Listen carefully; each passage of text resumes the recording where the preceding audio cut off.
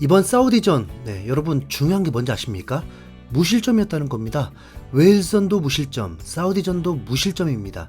물론 김승규 골키퍼의 위험이 있었지만 김민재의 대활약을 무시할 수는 없죠. 아시안컵에서 골만이 전부가 아닙니다. 실점을 최소화해야 한국의 공격 한 방으로 이번 경기처럼 1점 내고도 이겨야죠. 아시안컵의 목적은 다득점이 아니라 승리, 우승이니까요. 손흥민은 경기 후 인터뷰에서 승리보다 더 많은 득점을 할 수 있는데 못한 것이 아쉽다곤 했습니다. 김민재는 이전에 홈경기장이길 기대했던 뉴캐슬 구장에서 경기를 했고 무실점 승리에 그래도 기뻐하는 모습이 포착되었습니다. 김민재는 사우디전에서도 엄청난 활약을 했는데 후반 2분 침투하는 손흥민을 향해서 거의 데브라이너급의 스루패스를 하면서 좋은 득점 기회까지 이어갔습니다. 손흥민이 패스를 받아서 또 전방으로 찔러주면서 이재성의 1대1 찬스까지 만들었지만 아쉽게도 득점에는 실패했죠. 수비뿐만 아니라 후방 빌드업에서도 김민재의 존재감이 제대로 드러났습니다. 이 장면도 김민재가 상대의 공격을 막고 그대로 역습으로 이어가는 장면이었는데 이런 게 바로 김민재의 장점입니다.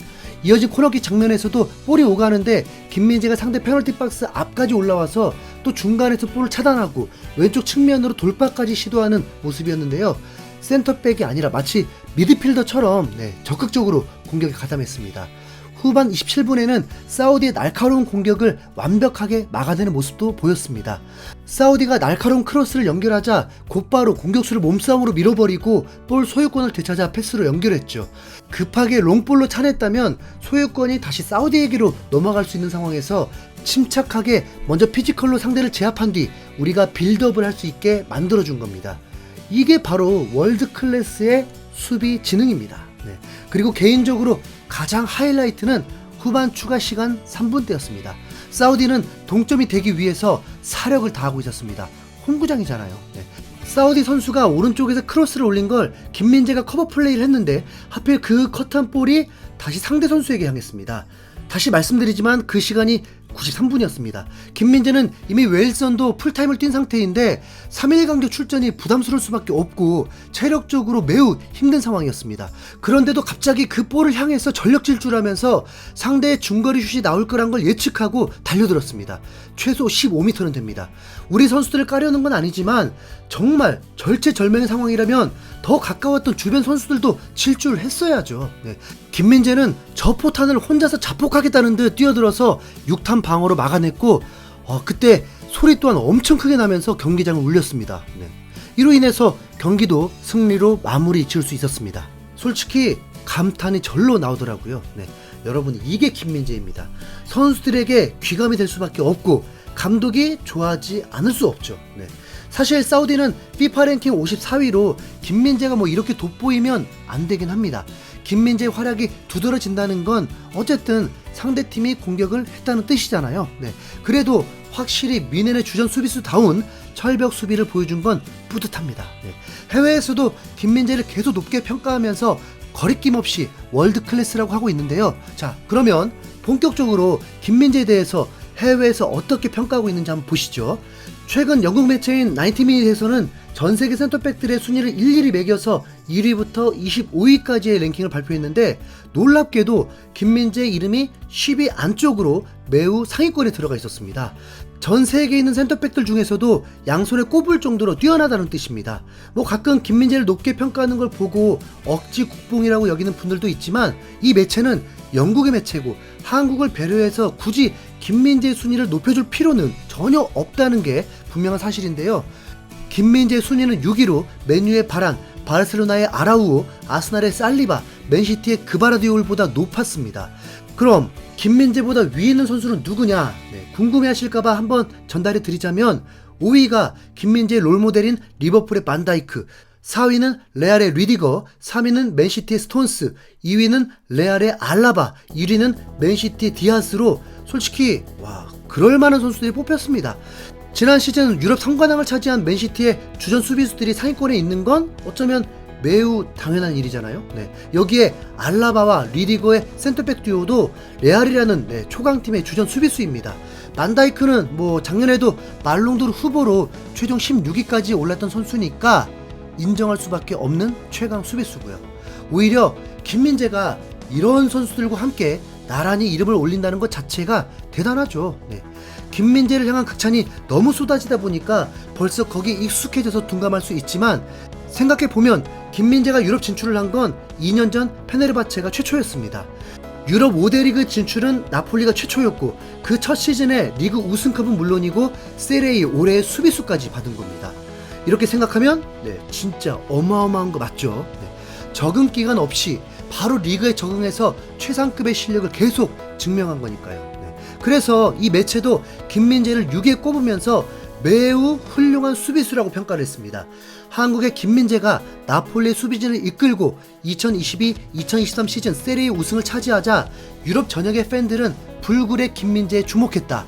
이제 김민재는 뮌헨으로 이적을 확정지었고, 뮌헨은 세계 최고의 센터백 중 한 명을 그들의 명단에 추가했다라면서 김민재의 지난 시즌 활약을 극찬했습니다. 그런데 김민재 실력을 높이 평가하는 건 이 영국 매체뿐만이 아니었습니다. 독일의 이적 전문 매체인 트랜스퍼마르크트도 김민재를 굉장히 높게 평가했습니다. 김민재가 올해 발롱도르 시상식에서 최종 30인 후보에 들었다는 소식을 며칠 전에 이미 전달드린 적이 있는데요. 사실 보통 이 30명 중에서도 몇 명은 아예 표를 받지 못하기도 합니다. 작년에도 6명의 선수가 후보에 올랐지만 표를 한 장도 받지 못하고 공동 25위를 했죠. 누네스, 웅쿠쿠, 칸셀루, 리디거, 메냥, 그리고 키미까지 6명이 0표였습니다. 당연히 올해에도 그런 선수가 있을 거고, 반대로 수상이 유력한 선수도 있습니다.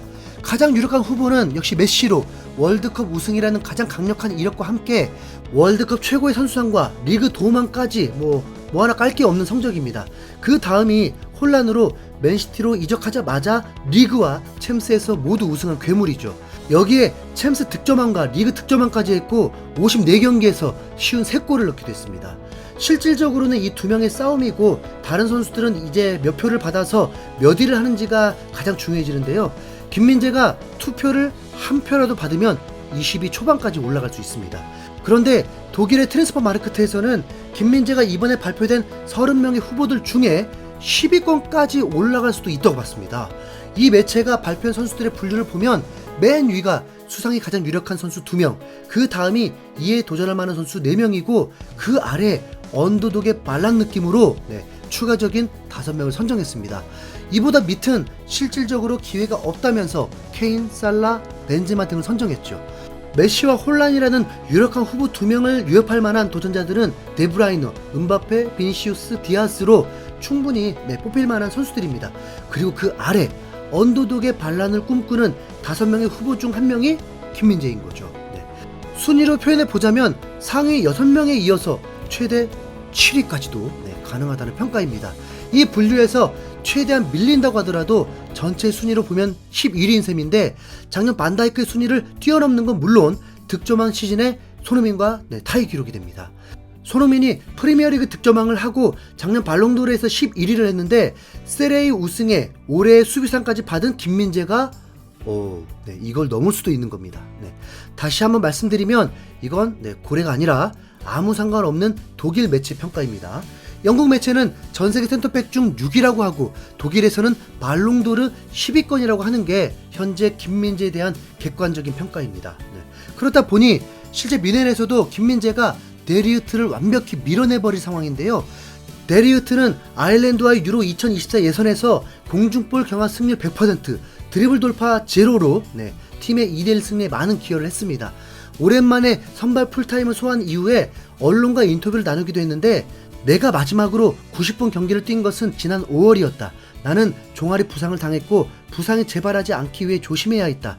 앞으로 많은 중요한 경기들을 치러야 한다라면서 최근까지 부상에서 재활 중이었기 때문에 컨디션 관리를 하고 있다고 밝혔습니다. 이에 김민재에 대해서도 언급했는데, 나와 김민재, 우파메카노는 모두 몬스터다. 김민재는 지난 시즌 세리에의 최고의 수비수였고, 우파메카노는 프랑스 국가대표다라면서 팀 내 주전 경쟁이 매우 치열하다고 했죠. 데리우트가 이제 다시 제대로 부활해서 김민재와 나란히 서는 모습을 보고 싶은데요. 김민재 발롱도르 순위도 한번 기대해 보고요. 대한민국에 이런 센터백이 나오다뇨. 와, 김민재 그래도 정말 네가 있어 참 다행이야. 이상 흰수염고리였습니다. 감사합니다.